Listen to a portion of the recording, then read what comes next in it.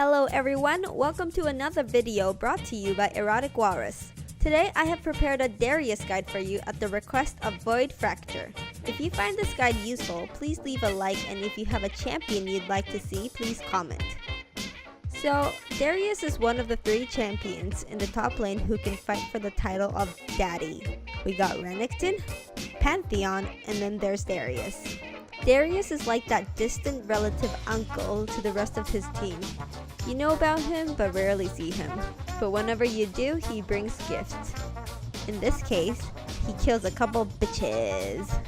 Darius' strength lies in the laning phase and small skirmishes. With his passive Hemorrhage, you can really catch most Elo players off guard.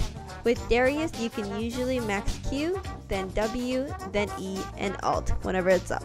Versus melee opponents, you would W level 1.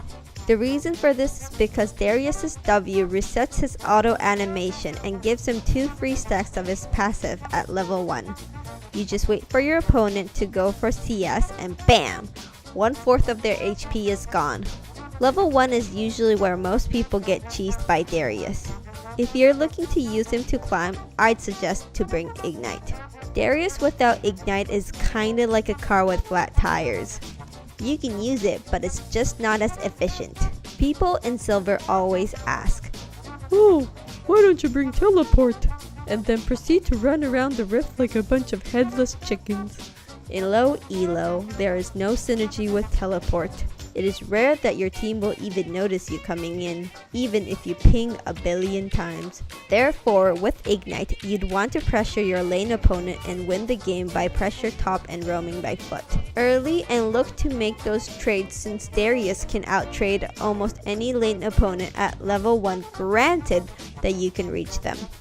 Don't be charging face into a Gnar level 1 with your W charged up and losing half of your HP for nothing, then come back to this video and smashing downvotes saying it doesn't work.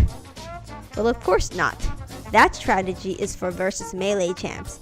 Versus ranged champions, you'd want up Q first and then focus on hitting level 3. Once you hit level 3, the kill potential will be there as long as you can land your E. Now, the best time to try and hook ranged opponent is when they go for CS. Believe it or not, most people get caught off guard when you try to punish them for CS. For most part, Darius looks for kills during laning phase while mixing in farms to stay relevant. If you are ahead of your opponent, then zone them and freeze your wave. If your opponent is ahead of you, just look to CS. When behind versus snowball champions like Jax, Fiora, Pantheon, Kled, and Renekton, your best bet is to play safe and just farm. But when you are behind versus tanks like Mundo, Sion, Garen, Galio, there is still some wiggle room for you to make a comeback. For build, Darius almost always rush a Black Cleaver. Then judging by who is fed on the enemy team, your build would change slightly. Here's the tricky part.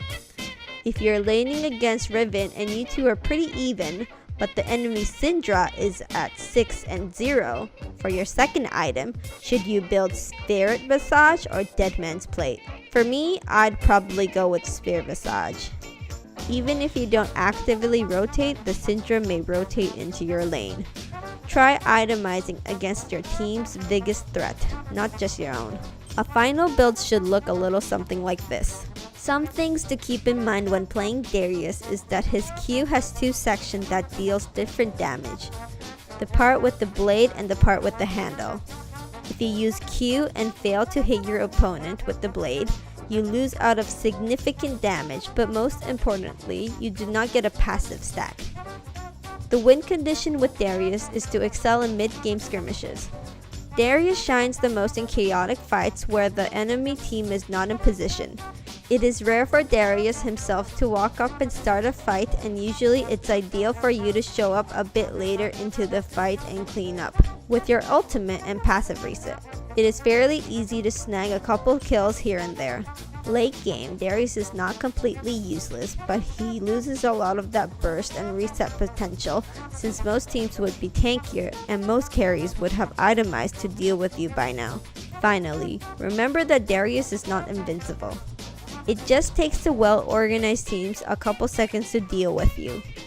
Learn to flank and not just run up headfirst into fights, and Darius will serve you well on the rift. And that brings us to the end of this video. Once again, my name is EroticWalruss, and until next time, bye-bye.